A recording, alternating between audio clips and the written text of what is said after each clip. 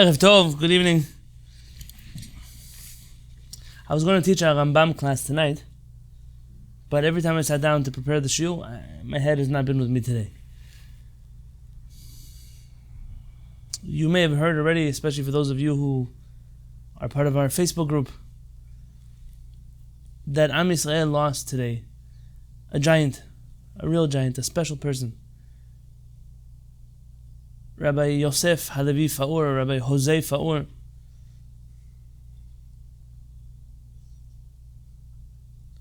Was a unique person in his generation. I didn't come to say his bed. I'm just so distraught by his passing that I feel that the only thing I can do is to begin shiur tonight by at least speaking a little bit about him.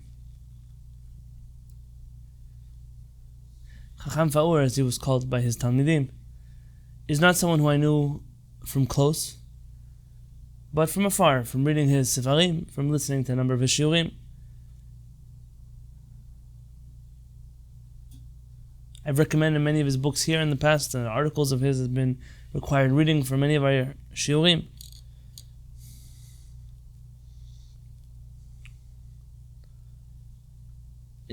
I was working now on finally being able to perhaps be in touch with him directly, something which the Ta'arin will no longer be possible, at least in this world, in this realm, in this dimension.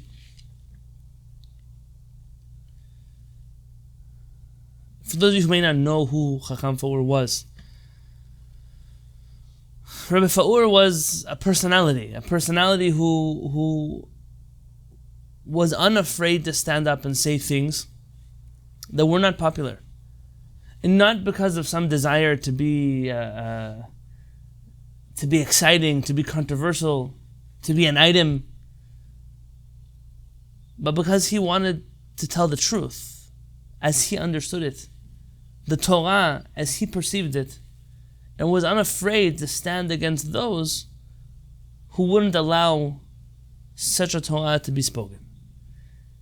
One might argue that he valiantly fought the fight of the Rambam and his predecessors and his successors in their fight against the rest of the Jewish community trying to oppress and censor that voice.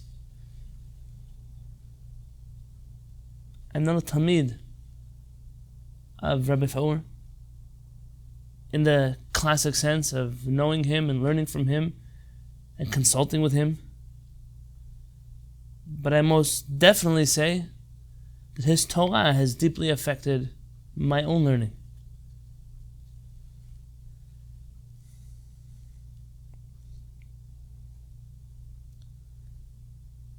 And today when I was in a number of different rabbinic forums and I mentioned, or someone else mentioned, that Rabbi Faur had passed, and a number of rabbis said, "Who's that?" And I said to myself, woe to the generation that didn't know him. And as hard as it is for those who studied his Torah to lose him, those who didn't study his Torah don't even yet know the gravity of what they've lost. And so perhaps now, in what is not popular and I'm certain will not be loved by others, I want to just share a little bit of my perception of the Torah, the teachings of a man who was an anak, a giant among giants.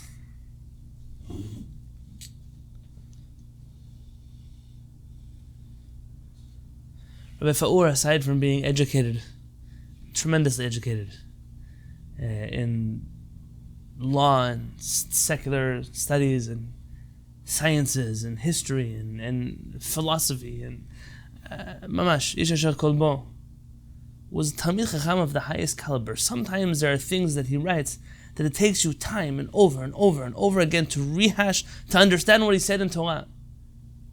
He was not just a rabbi, he was a dayan, received Yadin Asmacha, was an unbelievable baki in areas of Torah that others never knew of, but his ability to connect all of those areas of Torah into some beautiful tapestry is something that was unique to him. But like every great man, he was not without his struggles. And Rabbi Faur, in coming to the United States, And again, I told you I'm not the one from his Talmidim, but I can tell you that the controversy followed him. And instead of me sharing with you, why don't I read to you what Professor Mark Shapiro writes in a very small book, which I recommend highly. Whether you agree with it or not is not important. A book called Saul Lieberman and the Orthodox. Professor Mark Shapiro is famous as one who has written a lot on these type of issues. I've suggested to you in the past his book, Changing the Immutable, How Orthodox Judaism Rewrites Its History. And this book is what we call Me'ata Kamut. It's very short, but Rav Ha'echut. It's very short in quantity, but very high in quality. He talks about Rabbi Saul Lieberman, who famously was the Rosh Yeshiva, the dean of the Jewish Theological Seminary, who had come from the European yeshivot, like all the other great rabbis who were in America at the time. And whether or not Rabbi Saul Lieberman qualified for what today in America would be called Orthodox or not. Was he conservative? Was he Orthodox?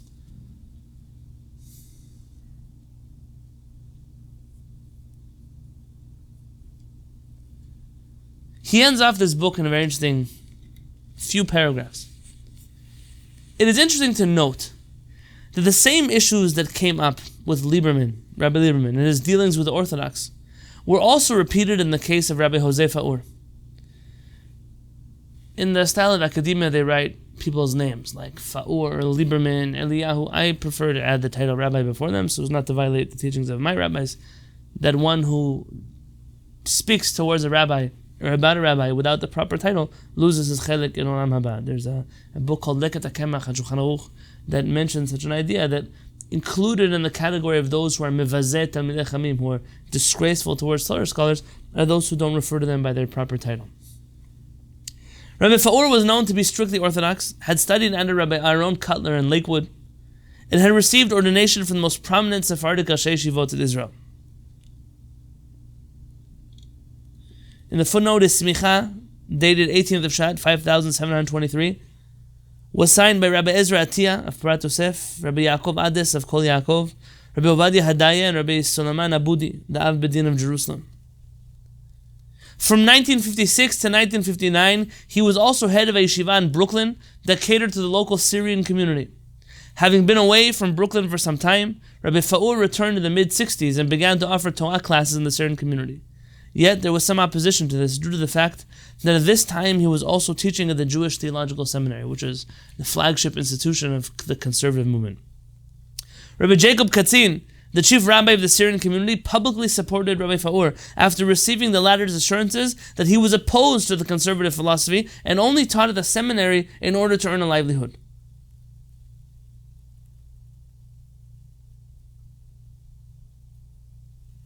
In the back of this book are the actual copies of the Hebrew letters that are referred to in this section.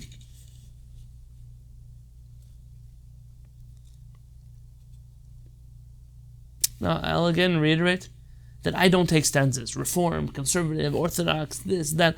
I am a Sephardic rabbi and have little to nothing to do with the titles and denominations that float around in the Eastern European Jewish street.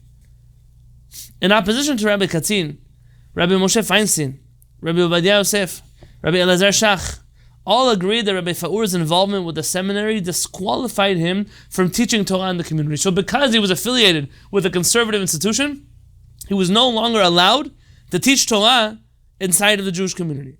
Rabbi Katzin himself, in a letter dated October 23, 1985, and also signed by Rabbi Shaul Katzin and Rabbi Baruch Ben Chaim, both of the community, retracted his earlier support for Rabbi Faur and declared that, quote, "There can be no further discussion on this matter." So, when a number of great rabbis joined together and decided that Rabbi Faur's involvement in the seminary meant that he could no longer be a person who taught Torah in the Jewish community, in the Orthodox Jewish community of the Syrian variety, Rabbi Yaakov Katzin retracted his initial support and said there could be no further discussion on this matter. At the time of Rabbi Feinstein's ruling in 1969, Rabbi Faur was still teaching at the seminary, and this ruling is in line with his position mentioned previously. The reactions of Rabbi Ovadia Yosef and Rabbi Elazar Shach date from the 1980s when Rabbi Faur no longer had any ties to the Jewish Theological Seminary. So Rabbi Moshe Feinstein is reacting to Rabbi Faur, who teaches at the seminary currently. Rabbi Feinstein is in New York, Rabbi Faur is in New York. Rabbi Ovadia Yosef and Rabbi Elazar Shach, who are both in Israel, are writing a letter about Rabbi Faur because of a sin he committed in his past. I'm not saying it's a sin, Chas v'Shalom, but they're holding against him something which they didn't like about his past, even though today he wasn't in that situation anymore. A significant event occurred in the summer of 1987, which many thought would soften the rabbinic opposition to Rabbi Faur. A Beit Din in Jerusalem, led by none other than the Sephardic chief rabbi of the city, Rabbi Shalom Misas. This is the cousin of Rabbi Yosef Misas. I also quote Rabbi Shalom often. Proclaimed that Rabbi Faur was indeed one of the Orthodox faithful. In the back of this book, you have the letter from the Beit Din of Rabbi Shalom Misas. And on top of that letter of the Beit Din is signed a letter by Chacham Mordechai Eliyahu,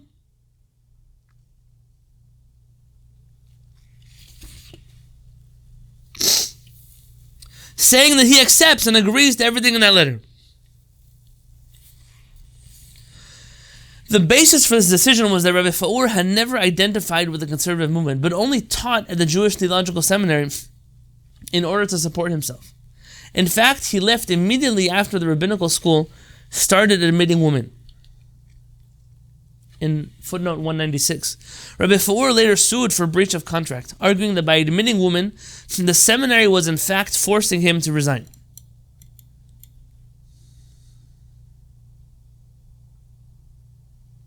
It's interesting, in the history of the Reform movement, the first woman to receive smicha in the Reform movement in Europe, her name was Rabbi Regina Jonas. And there was a rabbi there, Chanoch Albeck, who taught at the Reform Seminary, who resigned, or at least pulled his hands away from giving her smicha, and there's some books that are written to that regard. This decision was subsequently affirmed by Israel's Sephardic chief Rabbi Mordechai Eliyahu, like I mentioned to you about. Rather than softening the rabbinic opposition to Rabbi Faur, a great controversy arose as soon as the decision became known. In addition to obtaining a condemnation from Rav Shach, Rav Faur's opponents arranged for a group of 17 Sephardic Rashi Yeshivot to publish an open declaration that Rabbi Faur's repentance could not be accepted. So what happens when you can't win righteously? You go down the road of bully tactics. You go down the road of, what can we do to gather in the troops and see how we can bully somebody into submission?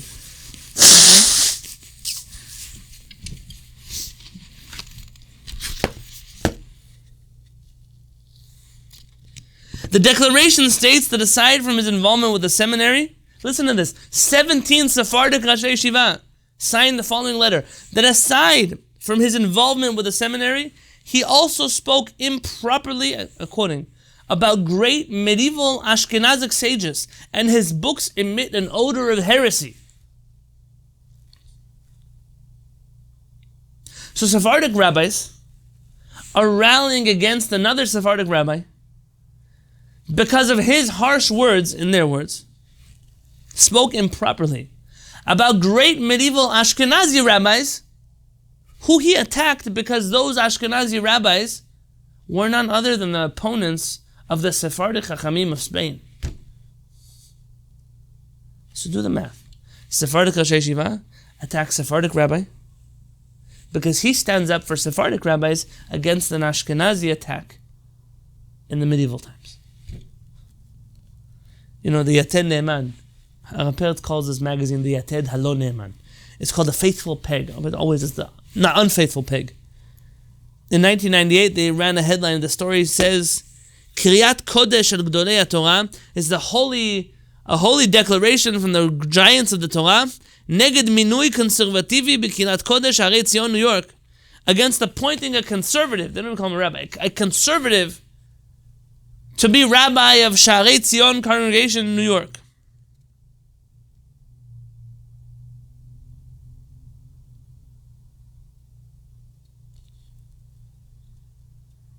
By the way, if I'm not mistaken, I read somewhere from someone who interviewed Rabbi Faur that he never received the position or never was being hired to be the rabbi of Shaar Tzion in New York. Rather, he was asked to teach a class on Parashat HaShavua, on Chumash, Mikra, in the Beit HaKnesset.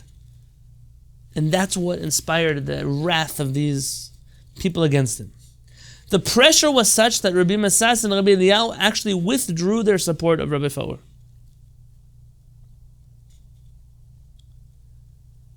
It's not the first time that happens. The pressure is so great that the chief Sephardic rabbi of Israel and the chief Sephardic rabbi of Yerushalayim are forced to retract their opinion because they cannot handle the pressure. According to a newspaper report, Rabbi Eliyahu had earlier attempted to convince his uncle, Rabbi Tzadka, Rosh Yeshiva of Porat Yosef, not to sign the declaration against Rabbi Faur. Rabbi Tzadka replied that in his mind it is unimaginable that one could hold a rabbinic position in an Orthodox community when his signature appears on semichot, ordinations, which hang in the offices of non-Orthodox rabbis.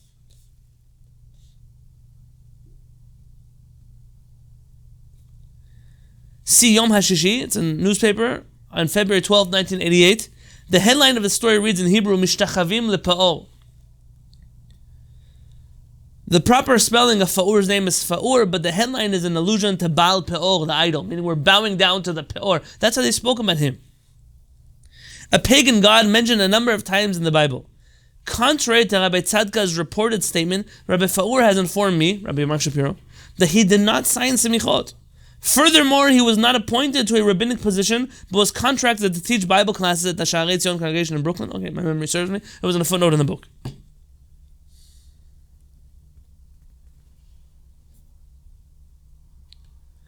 In other words, the problem with Rabbi Faur, like Rabbi Lieberman, was not simply that he taught in a conservative institution, but that he taught and ordained non-Orthodox rabbis, meaning he gave his imprimatur to those who distort Judaism.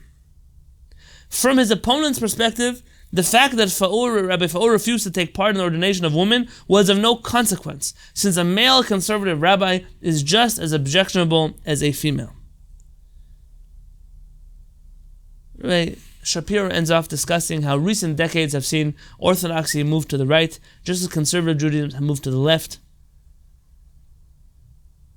How there are certain issues of interdenominational boards and committees that are a thing of the past. How there are certain issues that are on the verge of causing a major rift that will be irreparable between the organizations.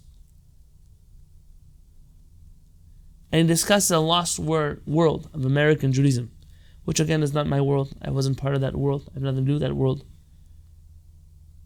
But Rabbi Chacham Faur, you see how rabbinic violence works. Rabbinic violence is successful.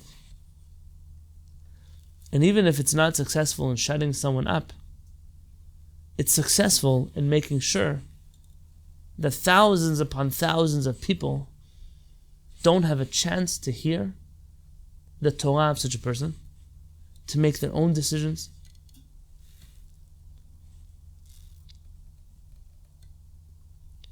And ultimately, when someone like this passes, and someone says, well, who was that? You have to ask yourself, what stone have you been living under? How do you not know who this was? You don't know, because it was stolen from you.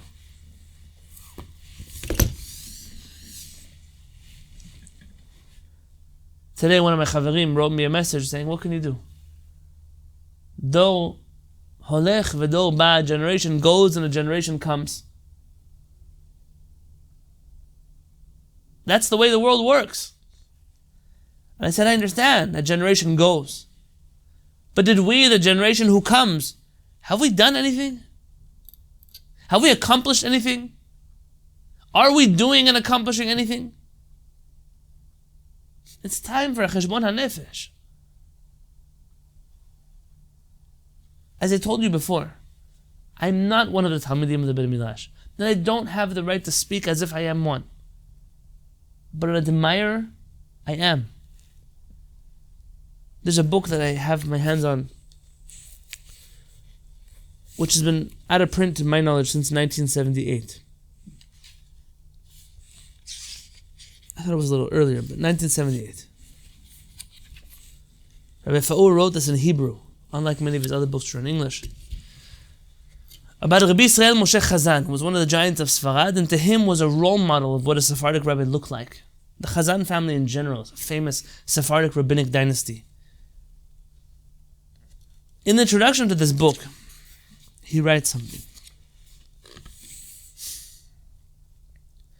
HaSefer Hazeh, this book, Ben Chodesh Yamim, who was a month old. V'chibartiv b'zman she'eno lo yom v'lo layla, and I wrote it in a time which was not day nor night. Meaning, I didn't even have time to write this book, but I did. Hadvarim yiduim, these things are known. Kimat ve'en behem min hachadash, there's almost nothing that what I'm going to say that is novel. By the way, every author that writes this is being humble. Afal piken, nonetheless, raiti lahalotam al sefer, I felt that I must write them down.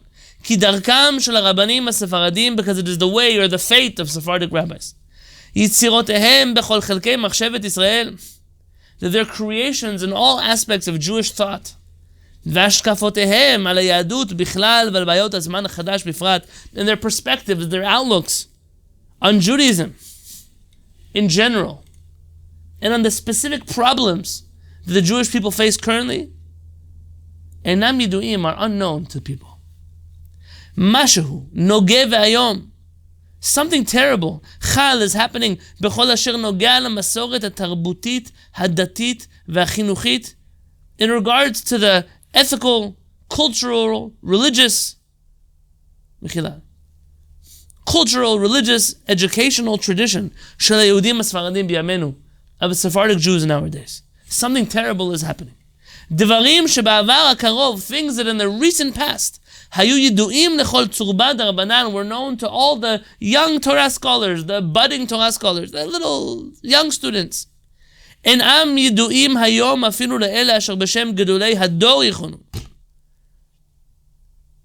The things which yesterday young students knew, those are the things that today the people who are called the giants of the generation, they don't even know them.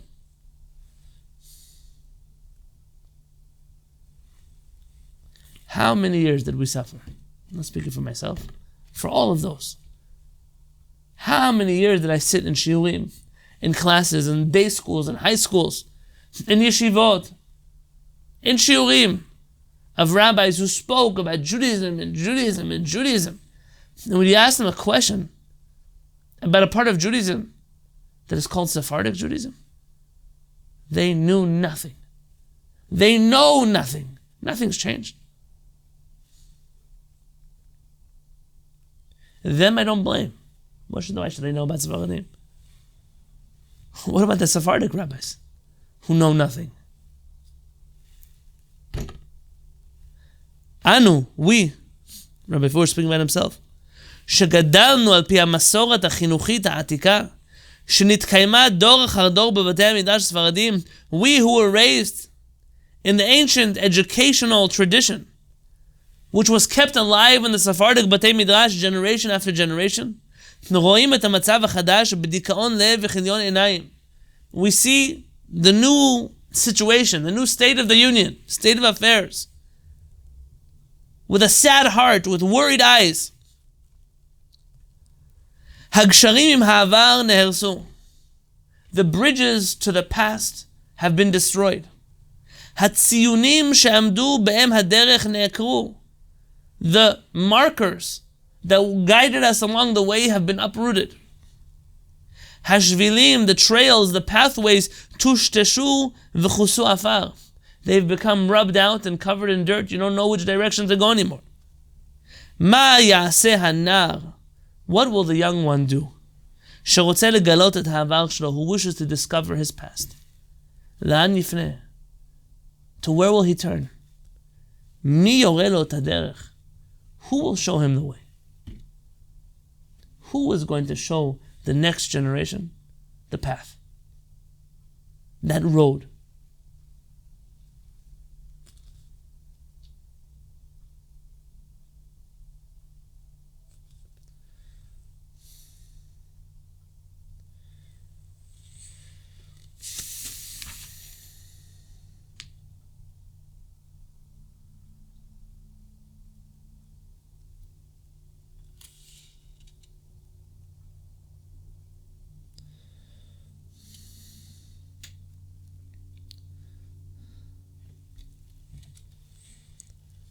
can't read the whole introduction to you. But he discusses in the next paragraph. Rabbi Avraham Yitzchak Castillo, who saw this danger looming on the horizon.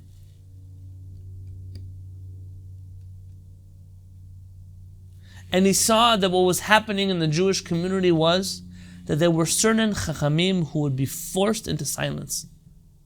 Certain Chachamim whose Torah would not be allowed to be taught.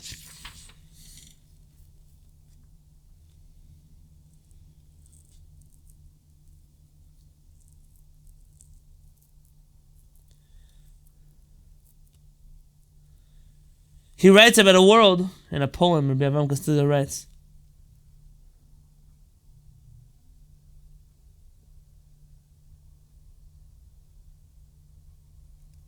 Tzedek, Emet, El Hakelim Nichbau.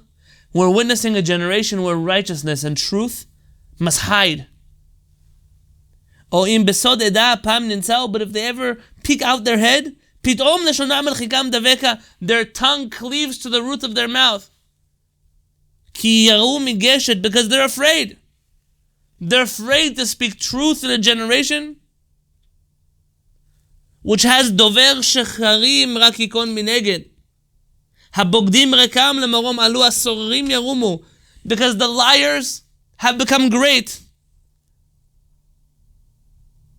Those treasonous rebels have reached the highest places. And the wayward ones are those who lead.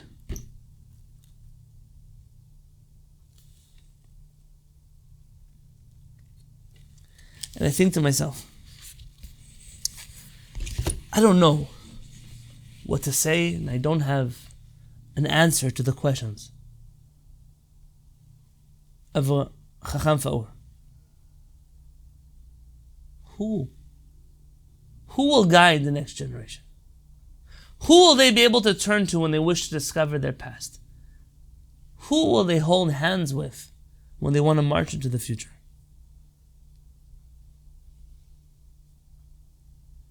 But I propose, like I did earlier today, that maybe we just take a moment and dwell on those questions. Feel the pain of those questions. And remember that there was a person who valiantly, bravely stood up and tried to rebuild those bridges.